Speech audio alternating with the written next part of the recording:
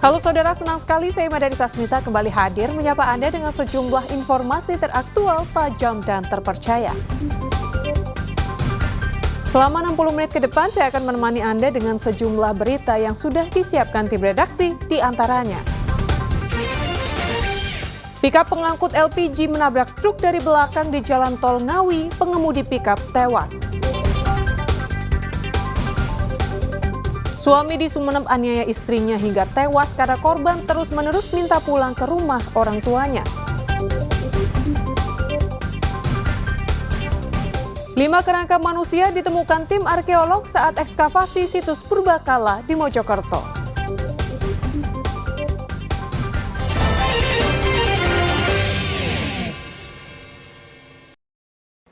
Saudara, diduga kurang konsentrasi saat mengemudikan kendaraan, sebuah kendaraan pikap mengangkut LPG menabrak bagian belakang truk tronton di Jalan Tol Ngawi. Kerasnya benturan mengakibatkan pengemudi pikap tewas di lokasi kejadian.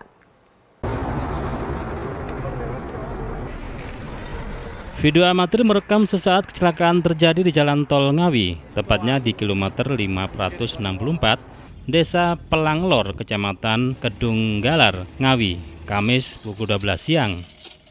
Pikap warna putih yang mengangkut LPG, kondisi bagian depan ringsek hingga tak berbentuk.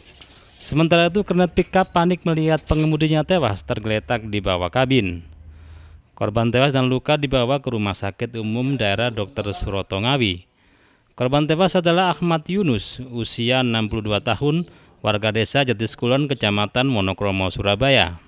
Kecelakaan bermula ketika pikap yang dikemudikan oleh korban bersama kernetnya melaju kencang dari arah Surabaya menuju Solo. Di lokasi kejadian diduga sopir hilang konsentrasi sehingga menabrak bagian belakang truk tronton yang dikemudikan oleh Arifin, 44 tahun, warga desa Demaan, Kabupaten Kudus, Jawa Tengah. Nggak tahu, wong taunya dari belakang kok langsung dor gitu kok. Mas sempat minggir.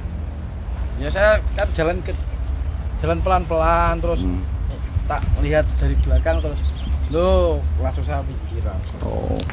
Terus waktu Mas turun tuh gimana? Posisi korban tuh gimana, Mas? Ya, pokoknya posisi korban sudah di bawah kolong mobil. Yang meninggal itu. Ya, kalau yang satunya? Yang kerennya sudah keluar dari kabin. Itu bergerak searah dari arah timur ke arah barat.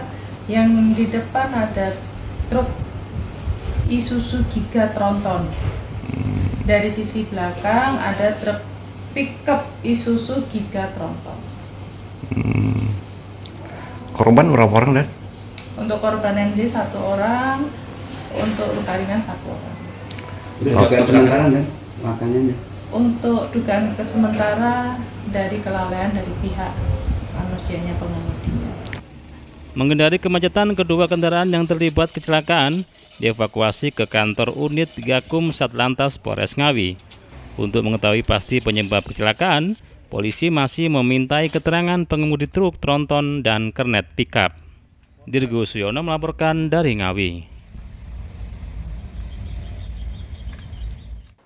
Saudara, anak seorang anggota polisi di Probolinggo menjadi korban peluru nyasar di punggungnya dan harus dilarikan ke rumah sakit. Polisi dari Polres Probolinggo kini masih menyelidiki guna mengungkap asal-muasal peluru. Hingga lebih sepekan, Kadek Wisnu, 19 tahun, warga Kelurahan Kanigaran, Kecamatan Kanigaran, Kota Probolinggo masih menjalani perawatan intensif di Rumah Sakit Angkatan Laut di Surabaya pasca operasi pengangkatan proyektil peluru nyasar yang mengenai punggung hingga tembus pinggul. Anak anggota kepolisian yang berdinas di Polres Probolinggo itu terkena peluru nyasar saat hendak menutup pagar rumahnya pada Selasa pekan lalu. Beberapa saat kemudian korban tiba-tiba merasa kesakitan di punggungnya. Keluarga korban langsung membawa ke Rumah Sakit Umum Daerah Dr. Muhammad Soleh, Kota Probolinggo. Namun karena keterbatasan peralatan medis, korban dirujuk ke RSAL Surabaya. Informasi soal insiden peluru nyasar itu sempat ditutup-tutupi pihak keluarga. Namun ketua rukun tetangga di wilayah tempat korban tinggal mengkonfirmasi kebenaran insiden itu sambil menunjukkan kaos dan jaket korban yang telah tertembus peluru. Bahkan menurutnya insiden peluru nyasar sudah 3 kali terjadi di sekitar wilayahnya, namun hingga saat ini belum diketahui asal-usul peluru dan pelakunya. Kejadian ini membuat warga resah. Kenapa? Ada apa kata orang tuanya. Kok diam aja itu loh. Ternyata setelah dilihat orang tuanya, ini sudah Pak, sininya itu kena tembak. Berdarah ya Pak? Berdarah, jadi bajunya itu Bolong. ya darahnya banyak keluarnya. Nah, setelah itu dibawa ke rumah sakit. Diperiksa, ternyata lukanya itu agak dalam. Makanya rumah sakit Probolinggo nggak sanggup untuk mengoperasi. Kapolres Probolinggo Kota AKBP Oki Ahadian, pihaknya kini tengah melakukan penyelidikan untuk mengetahui dan mencari asal muasal tembakan dan peluru nyasar yang mengenai warga. Nah ini kita dapat informasi, nah baru kita lidik apakah itu yang terjadi sebenarnya. Jadi tunggu hasil penyelidikan aja oleh Pak Kasatgas. Apakah sudah dilakukan olah TKP begitu kan, pemeriksaan? Nah makanya kan kita lakukan upaya-upaya untuk mengetahui seperti apa sih sebenarnya kejadian. Warga yang tinggal tak jauh dari kompleks Batalion Zeni Tempur itu berharap polisi dapat segera mengungkap asal-usul peluru nyasar tersebut.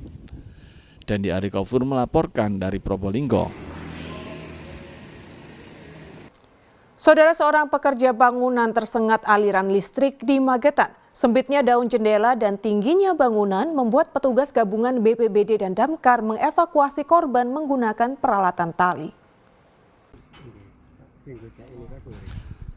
Petugas Badan Penanggulangan Bencana Daerah BPBD dan Damkar Kabupaten Magetan berupaya mengevakuasi Eka Yudhistira berusia 22 tahun yang tersengat listrik saat memperbagi tandon rumah warga di perumahan Bakti Asri Regensi di Kecamatan Sukomoro, Magetan, Rabu siang. Peristiwa terjadi saat korban dan temannya membantu pemilik rumah memperbaiki tandon air yang rusak di lantai 2 bangunan. Namun diduga Yudhistira lupa mematikan aliran listrik saat melakukan perbaikan sehingga korban tersengat listrik hingga pingsan. Teman korban yang berusaha menolong juga ikut tersengat listrik. Tadi kejadiannya katanya pas benerin pelampung untuk toren air, nah lupa mematikan listrik, akhirnya terjadi konslet kesetrum itu Pak. Petugas BPBD dan Damkar Magetan yang dihubungi lalu berupaya mengevakuasi korban. Sempitnya daun jendela membuat petugas sempat kesulitan, sehingga harus menggunakan peralatan tali untuk mengevakuasi korban dari ketinggian 10 meter.